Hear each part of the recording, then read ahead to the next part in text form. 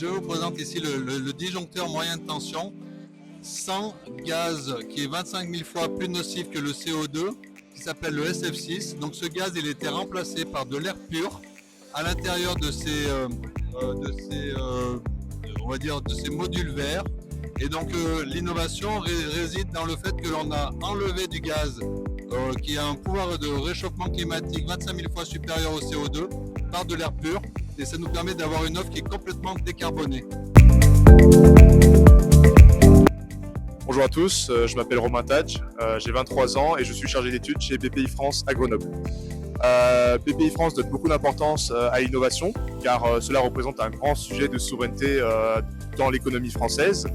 Nous mettons en place divers financements et accompagnements pour accompagner les startups en création dans des processus de financement sur l'innovation. Donc voilà, lever des verrous technologiques, faire des études de faisabilité. Nous accompagnons aussi les industries françaises pour innover dans leurs processus et méthodes de production. Donc voilà, c'est notre rôle de rendre l'innovation accessible à l'économie française. Et voilà, nous sommes le bras armé de l'État à ce niveau-là pour rendre, voilà, comme j'ai dit, accessible l'innovation et surtout pour mettre en avant ce sujet de souveraineté important dans les prochaines décennies en France. Je m'appelle Samy Gostein, je suis responsable de l'agence Auvergne-Rhône-Alpes pour Total Énergie Renouvelable France. Et donc nous sommes basés au nord de Lyon et nous développons des projets photovoltaïques, éoliens, hydroélectriques sur toute la région et pour Total Énergie Renouvelable France sur toute la France. L'intelligence artificielle nous aide au quotidien pour l'exploitation de nos centrales puisque l'électricité ne se stockant pas, il nous faut optimiser l'injection dans le réseau de l'électricité et mieux prévoir le mieux possible ce que va être la production de nos centrales éoliennes et photovoltaïques. Donc l'intelligence artificielle nous aide à anticiper la météo par exemple sur une éolienne pour optimiser la quantité d'énergie qui sera injectée sur le réseau, ce qui nous permet économiquement d'être sur un optimum pour la centrale. Alors chez Orange, l'innovation est au service de l'innovation, mais c'est aussi surtout au service du business.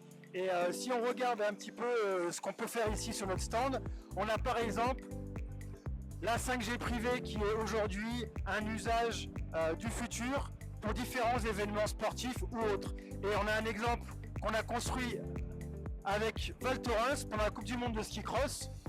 Donc tout simplement l'idée c'est de faire vivre aux téléspectateurs une expérience immersive de la compétition.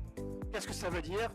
On équipe chaque coureur d'un casque et d'une mini caméra qui est posée ici pour pouvoir les suivre en direct. Et en fait, la miniaturisation nécessaire pour mettre ça sur un casque de ski, c'est un vrai enjeu. Et du coup, on a nécessité d'utiliser le réseau 5G pour faire ça avec un émetteur et une batterie qui sont ici dans le casque. Et maintenant, si je vous explique à quoi ça sert la 5G privée et comment ça sert, tout simplement, à la montagne, vous allez skier vous avec votre réseau normal. Des fois ça marche, des fois ça marche pas. Parce que la couverture n'est pas suffisante. Vous êtes en live à la télé, il faut 0 coupure. Donc on est venu créer de toutes pièces un réseau 5G avec 3 antennes.